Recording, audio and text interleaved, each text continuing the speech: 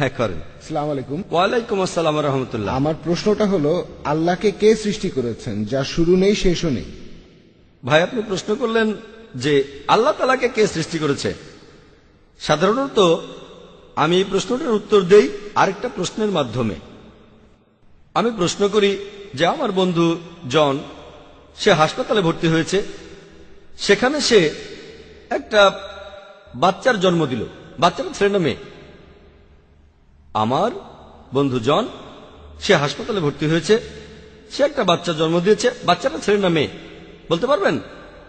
বলতে পারবেন বাচ্চাটা ছেলে না মেয়ে? কেউ পারবেন বাচ্চাটা ছেলে না মেয়ে বলতে?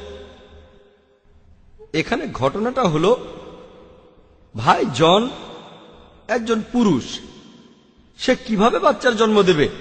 যেহেতু সে বাচ্চার জন্ম দিতে পারবে না, তাই বাচ্চাটা ছেলে না মেয়ে এই প্রশ্নটা সেখানে আসবেই না। একইভাবে আল্লাহ সুবহানাহু ওয়া তাআলার সংজ্ঞা হচ্ছে সত্যিকারের ঈশ্বরের, সেটা তিনি সৃষ্টি হননি, তিনি কারো সন্তান নন, তিনি জন্মাননি। যখনই প্রশ্ন করেছেন আল্লাহকে কে বানিয়েছে, আল্লাহ সুবহানাহু ওয়া তাআলার সংজ্ঞা হলো সত্যিকারের ঈশ্বরের সংজ্ঞা, তিনি সৃষ্টি হননি। তাহলে আমি যদি বলি XYZ হলো বানানো ঈশ্বর, সে সত্যিকারের ঈশ্বর না। এমন কোন ঈশ্বরের কথা যদি জানেন যার একজন স্রষ্টা আছে, সে ঈশ্বর নয়।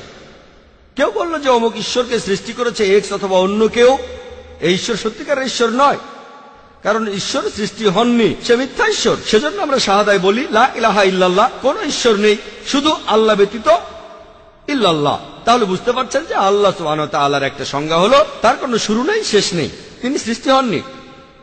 তাহলে আল্লাহ সুবহানাহু ওয়া তাআলাকে কেউ সৃষ্টি করেনি, তিনি হলেন একা। আর বিশ্বজগতে কখনো সৃষ্টি হননি এমনটা হলেন আল্লাহ সুবহানাহু ওয়া তাআলা।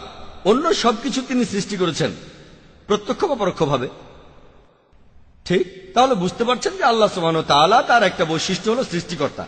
এছাড়াও আল্লাহ তাআলার আরো অনেক বৈশিষ্ট্য আছে। একটা বৈশিষ্ট্য, তিনি সৃষ্টিকর্তা, সবচেয়ে বড় সৃষ্টিকর্তা। আর তিনি সৃষ্টি হননি, তিনি সবকিছু স্রষ্টা, সবকিছু তার উপর নির্ভর করে, তবে তিনি কোনো কিছুর উপর নির্ভর করেন না। আশা করি উত্তরটা পেয়েছেন।